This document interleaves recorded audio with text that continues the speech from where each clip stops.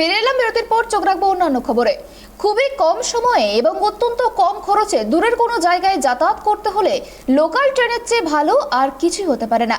কিন্তু সম্প্রতি জানা গিয়েছে যে আজ থেকে আগামী 4 সেপ্টেম্বর পর্যন্ত শিয়ালদহ মেল শাখায় বাতিল থাকবে একাধিক ট্রেন। আবারও কিছু কিছু ট্রেনের সময় পরিবর্তনও করা হয়েছে, যার জেরে সমস্যায় পড়তে হচ্ছে নিত্যযাত্রীদের।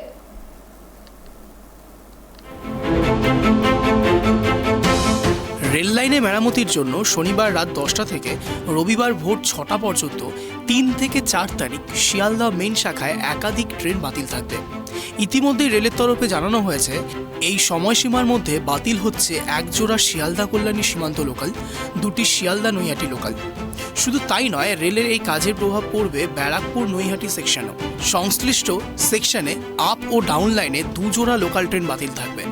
3-1-1-9-1 নম্বরের নৈহাটি কল্যাণী সীমান্ত লোকালের সময়সূচি বদল করেছিলেন। পূর্ব রেলের তরফে জানানো হয়েছে অন্যান্য দিন ট্রেনটি ভোর 4:10 ছাড়ে, কিন্তু ওই দিন ট্রেনটি নৈহাটি থেকে ভোর 5:12 ছাড়বে। রেল সূত্রের খবর, শিয়ালদহ নৈহাটি সেকশনে অগ্রাধিকারের ভিত্তিতে কাজের সিদ্ধান্ত নেওয়া হয়েছে।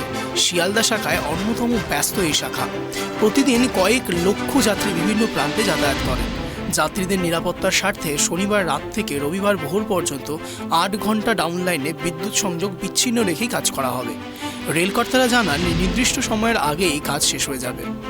নদিয়া থেকে মলয়দের রিপোর্ট, ট্রাইব টিভি।